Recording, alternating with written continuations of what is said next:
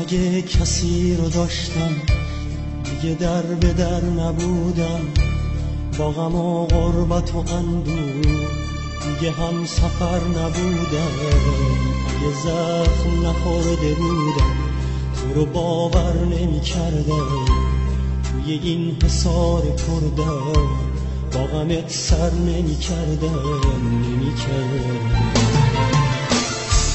من اگه کسی رو داشتم دیگه در به در نبودم، با غم و غربت و اندوه دیگه هم سفر نبودم.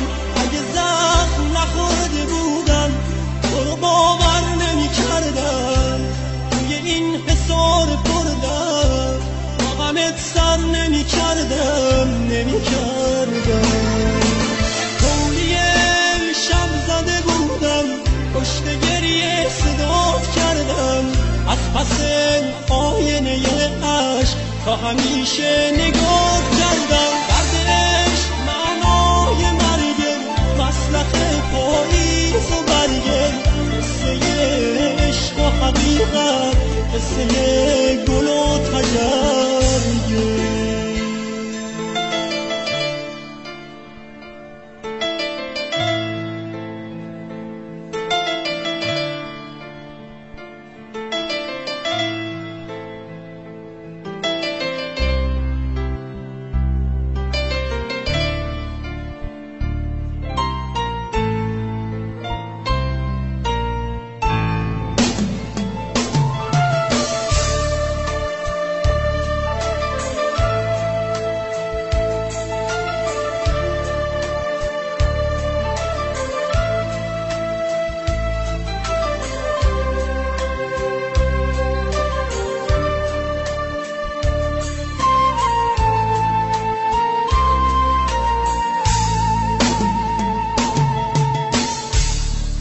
دردم درد تو بود، درد دور از من و ما بود، شکل تنهایی و غربت سرنوشت آدما بود.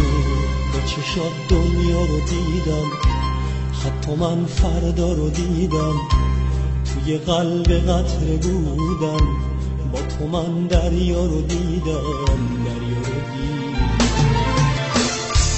آخه دردم درد تو بود، درد دور از من و ما بود، شکل تنهایی و غربت سرنوشت آدما بود.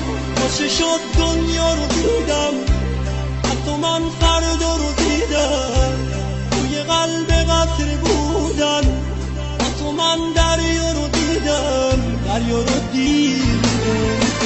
توی شب زده بودم پشت گریه صدات کردم، از پس آینه عشق تا همیشه نگاه کردم. دردش معنای مرگه، مسلخ پاییز و برگه، قصه عشق و حقیقت، قصه گل و تگر.